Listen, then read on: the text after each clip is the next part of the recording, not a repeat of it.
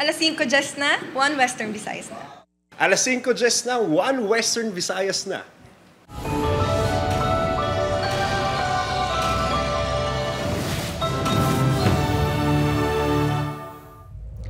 Mga balitang aton tutukan subong Lunes, 3 ang ginbawian sang kabuhi sa separadong operasyon sang kapulisan sa probinsya sang Iloilo. Lalaking ginpaidalom sa drug bypass operation sa Gimbal, Iloilo, natiruan sang kapulisan samtang 2 ka lalaki nga wanted sa kasong rebelyon na dulaan sang kabuhi sang ginaligar, nagbato man sa kapulisan sa Lambunaw, Iloilo. Lalaki gintiro sang live-in partner sa iya ginaligar kahagugma sa Haro Plaza. 3 ka balay ginlamon sang kalayo sa Victoria City, isa ka babae na trap sa nasunog nga balay.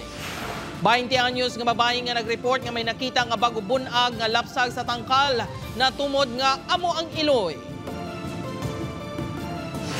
Kag 5 pesos and 20 centavos per cubic meter igapasaka sa Metro Pacific Iloilo Water sa November, kag masobra 3 pesos pagid sa March 2026.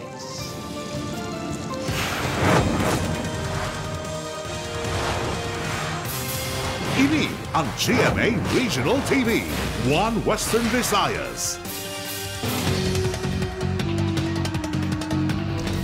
Mayong hapon Western Visayas kag Negros Occidental sa Gimbal, Iloilo subjects ang drug bypass operation nga ginapahayag nagbato sa kapulisan patay sa matiruhan. Samtang sa Lambunaw, Iloilo, 2 ka persona patay matapos ginaligar nagbato samtang ginaserbihan sang warrant of arrest. Si Zen Kilantang Sasa nakatuto.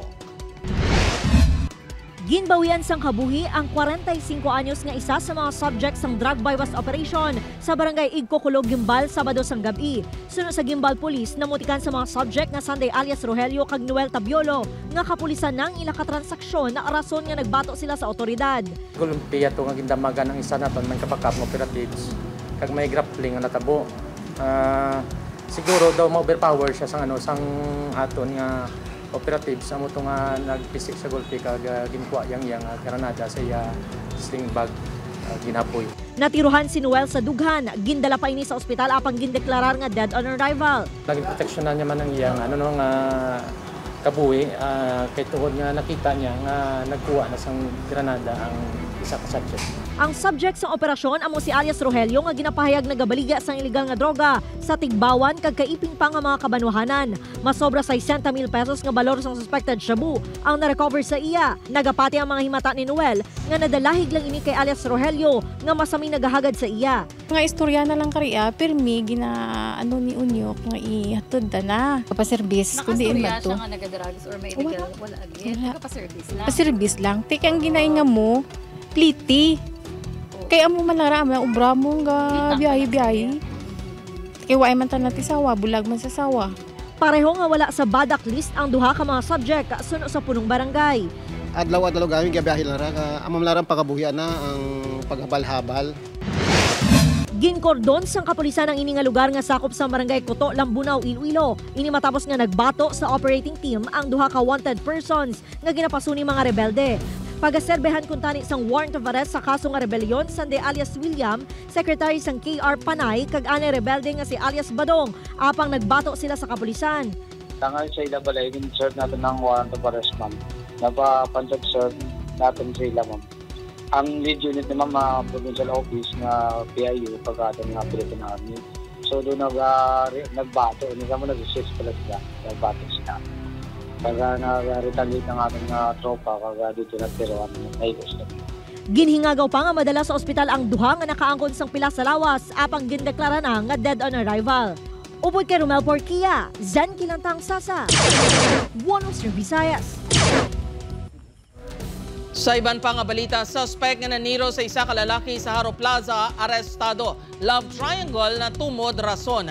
Samtang anay preso, pilason sang ginlutang sa Barangay Salvacion, habog-habog molo. Suspect nakapalagyo, si Kim Salinas nakatutok.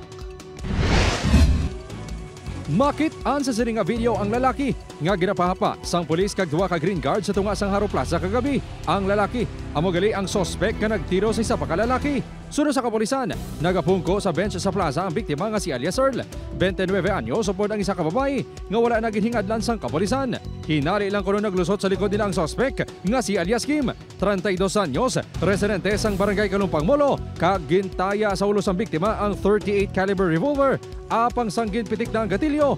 Nagsangal ang bala sa pusil. Naglupo ko lang sa Mego, pero may mga kumbaga sunog din lagi isang powder sa lunggan. Check na naman ng armas, nadiskubrihan namon nga ang kuan gali ang slug or ang natawag natin na perming heads sang sang bala. Wala gali nakagwa. Nagagwa sa investigasyon nga ang upod sa biktima nga babae amo ang anay live-in partner sang suspect. Sa pagpangusisa sa kapulisan sa babae, nagbulagay ni sila sang suspect. Apang, ginpanginwala ini sang suspect. Kuba minsan niya kikimporma niya may sawa na mo. Pamilyado ng bahay, entrahan mo pa. Dra pa lang tanin na minsan na may mga kabataan nga madulaan sa Iloy. Preso ang suspect nga magapangatubang sang kaso nga illegal possession of firearms kag attempted murder. Pilason ng 25 anyos nga si alias Bangi, residente sang Barangay Kompanya Central Molo. Ini matapos nga gintiro sa Barangay Salvacion Habog-Habog Molo. Ginatulong ang suspect ang kasimaryo man lang sini nga si alias Chard. Sa investigasyon sang Molo Police, nagalakat ang biktima upod ang abyan sini sang hinali ginpunduan sila sang suspect nga sakay sa motor kag gintiro sang 3 ka beses ang biktima. Gilayon nga nagpalagyo ang suspect. Anay preso si alias Bangi bangod sa kaso nga double murder kag sa illegal nga droga. Ginalantaw nga away sa illegal nga droga ang motibo sang insidente. Nagdalagan pa sila dito pasulod sa may subdivision. Kag nanaog pa kuno ini sa motor, kag itiro pagid gipinising pagid si Bangi. Kaya naghambal nga maano kahaw nga ging kulantron nyo kami. Sunuman sa opisyal sa barangay, sang nakaligad niya 2 ka semana, ginreklamo ang biktima nga nagapamahog sa ila lugar. Ang nagreklamo, nagalakat siya kuno nga may gadala pusel. Do kadua ko na nga makuanan sa mo nga tanod nga do din na alarm siya sa mga tao da. Estable na ang kondisyon sa biktima sa ospital nga nakaagom sa pila sa Guya, kag likod. Upod kay Marvin Lauderes, Kim Salinas, 1 Western Visayas. Para sa dugang mga balita sa Negros kag Panay, mangin kaupod ta si Adrian Prietos. Adrian? Madamong salamat, Jert, mga kapuso. 3 kabalay na sunog sa barangay Bacau, Mandurriao. Samtang sa Negros Occidental, isa ka persona patay sang natrap sa nasunog nga balay. Yaring balita nga itong gintutugan. Pasado alas 12 kayo na sa kagahon, ginlamon sang kalayong 3 ka mga pamalay sa barangay 6, Victoria City, Negros Occidental. Ginbawian sa kabuhi ang 35 anyos nga babae matapos matrap sa nasunog nga balay. Sunod sa BFP, nagdiretso sa banyong biktima bangod wala inisang agyan pagwa. Ang tao nga ara sa sulod sa balay nga kasunog, the initial instinct is to go to the CR because may ara dito sa tubig. Patay man ang tupad balay sining 58 anyos matapos gin-heart attack sa tuman niya kulba.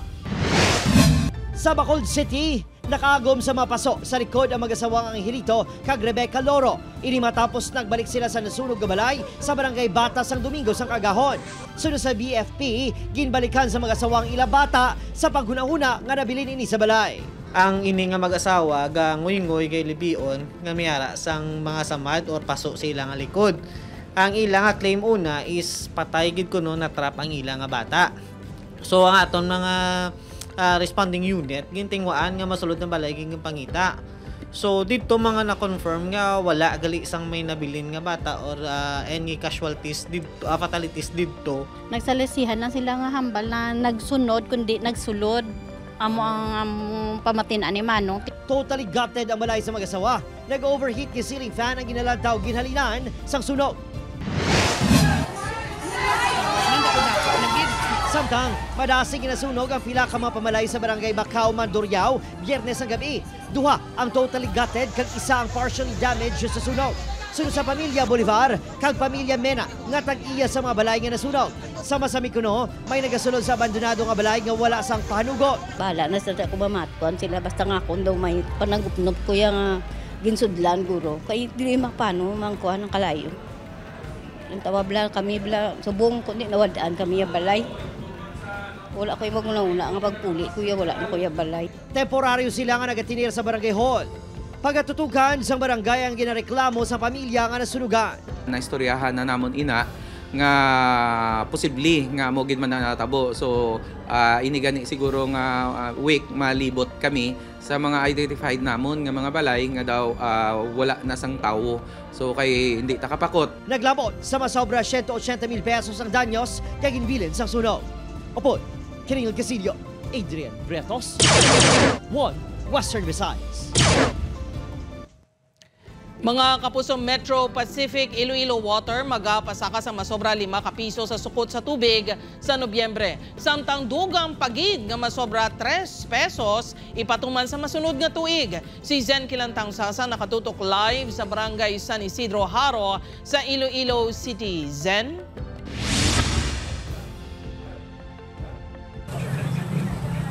Jert, nagalalain ng mga konsumidor bangod plano sang Metro Pacific Iloilo Water nga magpatumana sang water rate adjustment.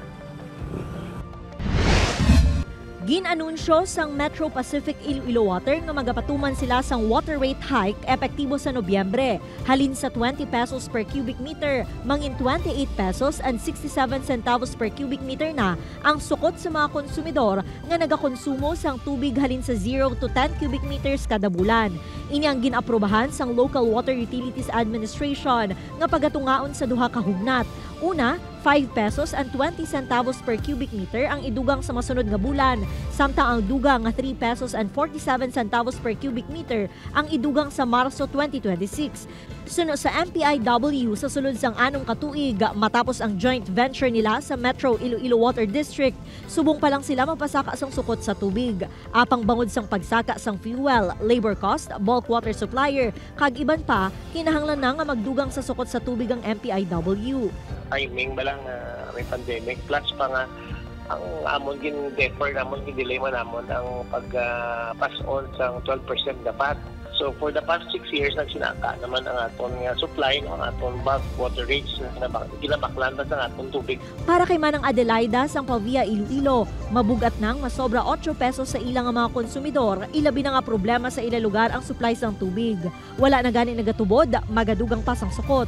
Posible nga ipautod na lang sini ang ilang kontador. Kung haros pa, hindi ka nagkonforme eh. Pero kung daw tama, bakala matapon ka, may taso kami dyan, may bomba kami. Plano sang iban nga konsumidor sa Iloilo City nga magkinot pa sa pag-usar sang tubig sa sulod sang balay sa tion nga mag-umpisa na ang water rate hike. Matipid ka lang, gali kay bisan magtipid ka, gamiton mo kasi hindi may minimum ka man gapon nga ginabayaran mo. Isaylo naman sa piyak din ang mabilin, i-flush naman sa basin. Nga muna sa CR, pundo naman. Kung magtaas, magit ang meters ng tubig.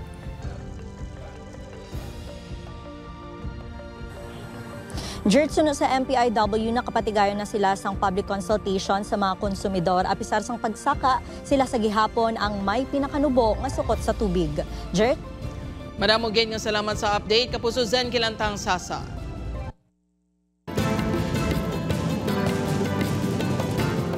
Atensyon sa ating mga kapuso ka motorista, may pagsaka naman sa presyo sang gatong buwas.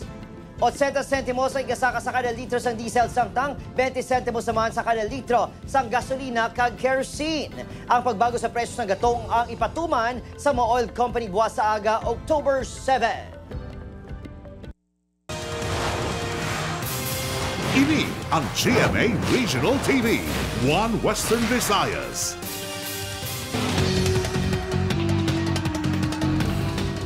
Mga kapuso, Iloy nga nag-report nga may nagbilin sang lapsag sa tangkal na biso sang kapulisan nga siya man ang responsable. Si Tess Ordales nakatuto. Sa sining nga tangkal sa barangay Anonang, Leon, Iloilo, una nga gin-report nga nakita ang bagong bunag nga lapsag pasado alas 8 Sabado sa ngaga. Sang nagresponde na ang kapulisan, nagpahayag ang 20 anyos si Elias Aname nga siya mismong nakakita sa lapsag upod ang iya duha ka tuig nga bata. Apang nagduda ang kapulisan kay Elias Aname, mangunin ni normal ang giho sinigag kasubong nga daw na kulbaan. Ito ka pang lapsi na sa kagdo hindi mapakalimala kag amo na diskubrihan sa iyang pang lapton niya nga may blood stain, and then kag sa iyang back portion sa iyang legs pala may blood stain mo may marks ang nagmalanga dugo. Sang ulihi ginako ni Elias Aname nga siya ang iloy sang lapsag kag wala sang kamatuoran nga may nagbilin sa tangkal. Napamatudan sa medical examination nga nagbunag gid man si Elias Aname. Gintago niya gintago niya gid kag nahuya sa bala sa iya kaimtangan kag hindi sa man magusto nga nga mawian man niya nga pamilya. Ginkustodiya na ini sang Leon MSWDO. Nagapabilin sa Aliosan District Hospital ang lapsag kagyara na sa maayo nga kahimtangan. Sunod sa kapulisan, nag-aistar lang ini sa iyatiya sa lugar. Wala naman sila nagaupod sang tatay sang iyaduha katuig nga bata. Ginpadulungan sa news team ang balay sang tiya ni Elias Aname apang wala sa nagatubang sa amon. Wala man sang may nagpa-interview nga katapos ang MSWDO. Upod kay Romel Porquilla, Best or Dallas. One Western Visayas. Sa Negros Occidental naman mga kapuso, duhagin bawian sa kabuhi. 5 pilason sa nakabunggo ang van sa nakapark na truck sa Silay City. Yaring balita nga itong gintutuga. Gupi ang atubang nga bahin sang truck nga ini, samtang gupi man ang nawala nga bahin sang sining van. Nakapark sa kilid sa karsada sa bahin sang barangay Balaon, Silay City ang truck kung sa din aksidente nga nabungguan ang van. Bangod sa impact, nahulog ang mga sakay sang van. Ang resulta, duha ang nagkalamatay lakip si Gino Apar, 24 anyos, kag Jerry James Diaz nga nakaangkon sang malubha ang mga pila sa lawas. 5 pirason, 3 sa ila nakagwa na sa ospital. Sunod sa kapulisan, pabalik na sa Bacolod City halin sa outing ang mga biktima sa natabo ang aksidente. Sa daw company car nila, natrabante niya daw e-bike nga store sa Bacolod. Kasi kung sobra na, kita na panimawan sa investigator. Tapos ang gina-interview siya siguro. So, nasi ko nung lagan, tapos sa kurbada, wala dyan na siguro na. Ginkasubo sa pamilya para ang nadangatan sang ila himata. Kaya ibi man na, siyempre, tangga ko ng mangod ko ba? Mapahal kami kaso siya, kaya napatay ako ng mangod mo. Kung makainom sa'yo, hindi na tayo magdala sa lakyan. Idamo pa sa daan pasero. Gitinguan sa GMA Regional TV nga makuang bahin sa driver nga si RG Braceros. Apang wala ini nagpa-interview. Reklamo nga reckless imprudence resulting in homicide, serious physical injuries kag damage to properties ang ipasaka batok kay Braceros. Opo, Karil Casillo, Adrian Bretos, One Western Visayas. Mga kapuso, Barangay Tanod, arestado matapos gintiro patay ang isa kalalaki sa Barangay Kalumpang, Molo. Biktima, ginaligargin sa puti ang bata sa suspect. Si Kim Salinas nakatutok. Hustisya! Ini ang singgitan sa kamay sang 29 anyos nga lalaki nga ginbawian sa kabuhi sa ospital. Matapos sinigintiro sa Zone 5, Barangay Kalumpang, Molo kagabi. Ang biktima, ang mabuot kag isa ka delivery rider suno sa iyamay. Sakit man hindi man na sobra man ang ila pag imo sa bata ko. Lagi daw yung desisyon nila bata ko. Kung sa inyo man imo na masakit man siguro, pero ang ako niya tagaan ko lang justisya bata ko. Sa investigasyon sang kapulisan, hubog halin sa birthday party ang biktima nga si Ray Cabalquinto. Upod ang mga biyansini. Naglabay sila sa balay sang sospek nga ginkilala ka alias Todoy, 62 anyos, isa ka Barangay Tanod. Ginpahayag nga maggahod ang biktima kag mga upod sini. Rason niya ginsita sang bata sa sospek. Wala kuno nagustuhan sa biktima, rason niya ginsabuti ang bata sang sospek. Nakita sang sospek ang natabo kag gintiro ang biktima. Patal nga pila sa dugan ang gintunaan sang kamatayon sang biktima. Apang aligasyon sa kamay sang biktima. Una nga nagtapungol ang grupo sa bata sa sospek sa iya bata. Sakit pa nila ganang bata ko, wala ko ng bato. Paduwa nila itapungulon. Amo to nagbalos na naginit na ulo sa bata ko bala. Tinapungulay na tiesta naginta ng mga grupo ya. Una nga nanago ang sospek apang nagbalik ini sa ilabalay. Sa diin siya na aresto. Wala ma-recover ang pusil nga gingamit sini. During that time, naka-respondi dayon ng akong deputy si Lieutenant Pagulayan. Balik hot pursuit ini nila kaga nadakpan siya ni Pagulayan kag surrender siya dito sa barangay kag gidala diri sa station. Wala na nagatubang pa sa kamerang sospek. Apang ginpahayag sini nga gindepensahan lang sini ang yabata. Magapangatubang ang sospek sang kaso nga homicide. Upod kay Marvin Lauderes, Kim Salinas.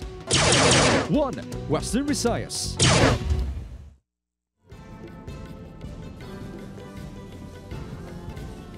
Mga puso, masobra doha ka semana nagligad liwat nga nagbugas ang aso nga may upod nga abo ang Mount Canlaon.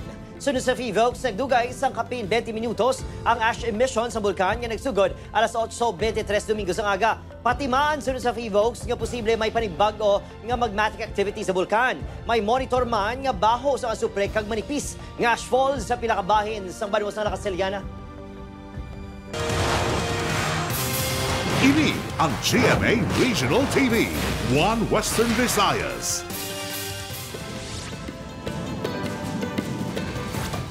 Walo ka mga persona pilason sa mahulog sa pilas ang dipasahero nga jeep sa barangay Lawi, Hordan, Guimaras. Suno sa kapulisan padulong kuntani sa isa ka beach resort ang jeep nga may 30 ka mga sakay. Apang nadulaan sang kontrol ang driver ason nga nahulog sa pilas. Nasagiran man sini ang nagasunod nga pick-up. Lunsay nakaangkon sa mga minor nga pilas ang 8 ka mga sakay sang jeep. Pilason ang 64 anyos nga si alias Dudong matapos matiruan sa barangay Kamansi Norte, Numancia, Aklan. Nakaangkon sa mga igo siya ulo kag naibabaw nga bahin sang iyalikod ang biktima. Wala pa may establisar sang kapulisan ang motibo sa krimen, apang may suspect na ini base sa CCTV footage nga ila nakuha sa lugar. Dead on arrival sa ospital ang construction worker samtang pilason ang duha ka mga kopdanan sini matapos makuryente sa barangay Arankil President Rojas, Capiz. Sa investigasyon sang kapulisan nagahakwat sa mga kabilya ang mga biktima sang aksidente ini nga nakatandong sa mainline sang Capiz Electric Cooperative. Ginkilala na patay kay alias John, pilason naman Sunday alias Jum, 31 anyos, kag alias L, 24 anyos.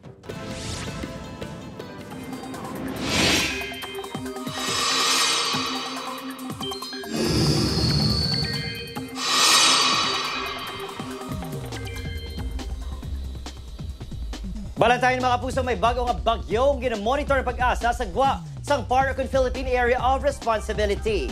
Ulihin na siplatan sa kaluyon nga 2,075 kilometers east-northeast sa extreme northern Luzon. Nagahulag ini pa west-northwest. Sa subong, manubong chance sini nga magsunod pa sa Parapang. Kung may pagbago sa paghulag sini, posible magpanaog kag maglabot sa sulod sang Par line. Padayon nga magmonitor sa mga pagbago sa mga masunod nga inoras. Bangod layo sa pusod, wala inipekto sa ato Disyempo apang pinakalugar sa gihapon ng ulanon bangod sa Intertropical Convergence Zone o kung ITCZ kag localized thunderstorms. Base sa datos sa Metro Weather, may chance sa gihapon sang lapta-lapta ang pag-ulan sa Antique, Iloilo, Guimaras, pati man sa Negros Island Region.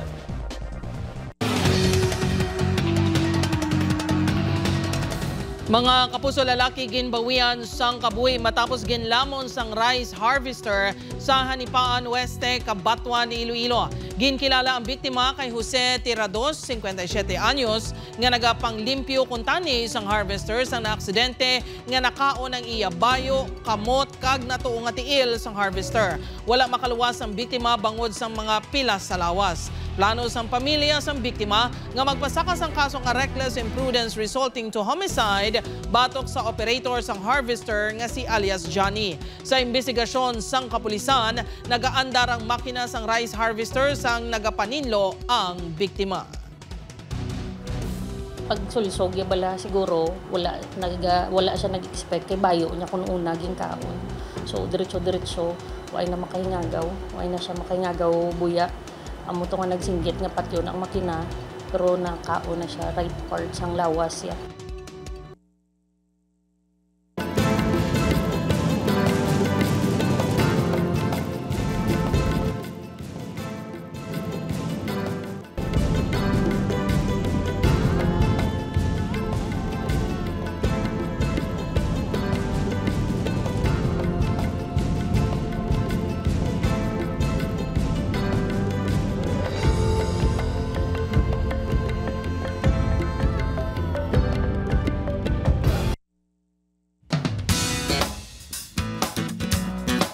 Mabuso ay na dapat bantayan sa Encantadia Chronicles Sangre. Subong nga nakasulod na liwat sa Encantadia si Metena, ano ba lang masunod niya nga tikang nga pagahimuo? Ano ang mga pagtilaw halin kay Perena ang atubangon sa mga sangre? Paano bala takso ng ilabilidad sa pag-away? Mga puso, bantayan inatanan sa Encantadia Chronicles Sangre 8 p.m. pagkatapos ng 24 oras. Mga kapuso, ang kawayan wala lang nagabulig sa palibot, kundi pati na sa palangabuhian. Ini ang igabida sa training seminar sa Carolina Bamboo Garden sa Antipolo, Rizal. Sa October 18 na ang 27th Learn and Earn from the Bamboo Expert Seminar. Igatudlo sa mga eksperto ang nagakaigo nga pamaagi sa pagtanom kag paggamit sang kawayan para mangin palangabuhian. May tour man sa nagkalain-laing amenities kag features sa sulod sang Bamboo Garden. Sa mga interesado, pwede ka mo nga mag-email o kung magbisita sa website ng Carolina Bamboo Garden.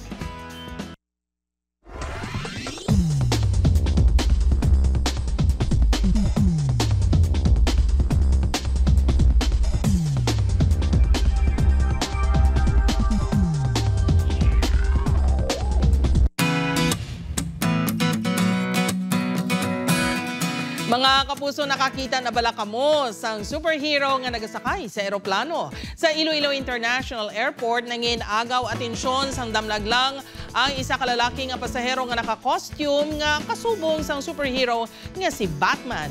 Istorya sang airline staff nga si Elmer Grate, nagpanaog sa eroplano ang lalaki nga naka-costume na. Nalingaw ang pila ka airport staff sa lalaki nga naka-superhero costume, gani madamo sa ila ang nagpa-selfie sa superhero. Samtang nagahulat sa ilang service, naglagaw pa sa airport ang naka-costume nga superhero kag nag-shopping pa sang pasalubong. Ginapahayag nga nagpadulong sa Iloilo ang wala ng ginhingadlan nga pasahero para sa isa ka motorcycle event. Gani kapuso, kung kamo may mga istorya nga pinasahi, makahatag good vibes o kung makalilingaw, makuhaan sang inspirasyon kag pagtulunan, ipakigbahin ng mga istorya nga ayos gid.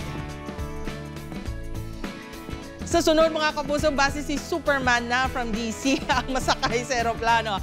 Mga kapuso, 80 days na lang, Pasko na. Sa aton mga kapuso diri sa Western Visayas kag Negros Occidental, subong man sa aton mga kapuso abroad, madamo gid nga salamat sa pagtutok. Bagi sa kita kag hibaluan ng mga balita tungod local news matters. Ako si Gertrude Charlatan, ini ang One Western Visayas, bugos nga pwersa para sa mas dako nga misyon kag mas masangkad nga pagserbisyo sa pungsod.